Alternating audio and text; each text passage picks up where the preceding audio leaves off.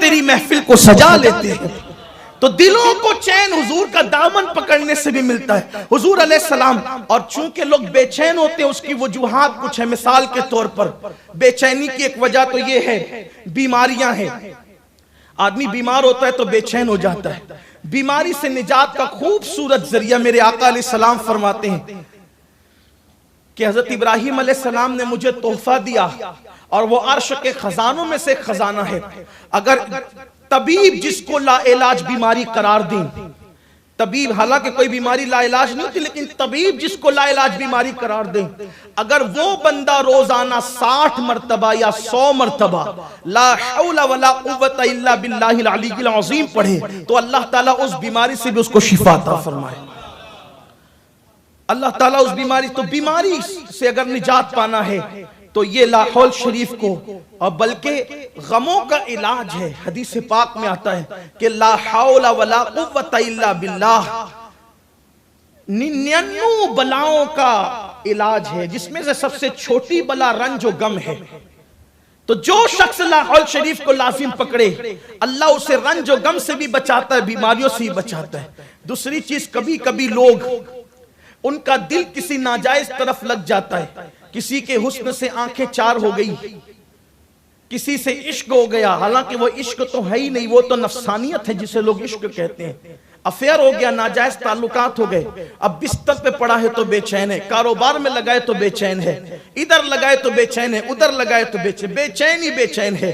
پھر کبھی کبھی خودکشی ہو جاتی ہے، کبھی کبھی ٹرین کی پٹریوں کے نیچے لوگ آ جاتے ہیں، کبھی لوگ زہر کھا لیتے ہیں، کبھی لوگ پھانسی لے لیتے ہیں۔ پہلی بات تو یہ ہے کہ لوگ کسی سے دل کیوں لگاتے ہیں، لوگ کسی سے دل کیوں لگاتے ہیں؟ اور یاد رکھنا، یہ دنیا اتنی بے وفا ہے کہ یہاں وفا کا تو تصور ہی نہیں ہے۔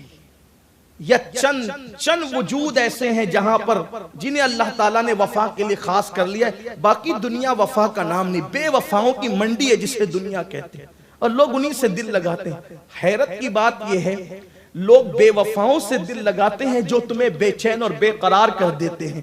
آؤ اگر سکون کے متلاشی ہو اس سے دل لگائیں۔ دنیا کا وہ ناجائز محبوب یاد آئے تو سکون میں بھنگ ڈال دے، سکون کو کرکرا کر دے، سکون کو بے چینی میں تبدیل کر دے۔ لیکن آؤ ہم دعوت دے رہے اس محبوب کی عشق اور محبت کی طرف کہ اگر وہ غموں میں یاد آ جائے تو انسان کے غم خوشیوں میں تبدیل ہو جائے۔ ان کے نثار کوئی کیسے ہی رنج میں ہو، جب یاد آ گئے ہیں سب غم بھلا دیے۔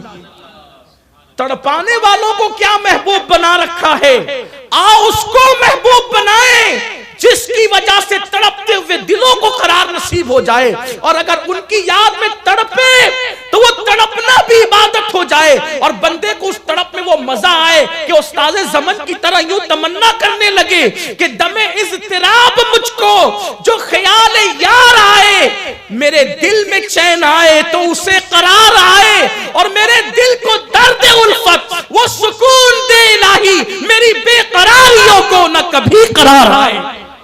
ان کے عشق میں بے قرار ہونے کا مزہ پوچھنا ہے تو ویسے کرنی سے پوچھو، ان کے عشق میں بے قرار ہونے کا مزہ پوچھنا ہے تو بلال حبشی سے پوچھو، ان کے عشق میں بے قرار ہونے کا مزہ پوچھنا ہے تو جناب خباب و خبیب سے پوچھو۔ واللہ ادھر انسان بے قرار ہوتا ہے اور ادھر مصطفیٰ کریم کا دیدار نصیب ہوتا ہے۔ وہ کیسی بے قراری کی لاج رکھتے ہیں۔ مجھے یہاں ایک بات یاد آ رہی، کاش ہندوستان میں لاکھوں کی تعداد میں مسلم نوجوان ہیں، کسی اپنے جیسے غدار یار سے دل لگانے کی بجائے اس پیارے کریم سے دل لگاتے جس نے عالم ارواح سے لے کر دخول جنت تک ہمارے بال بال پہ احسان کیا ہے۔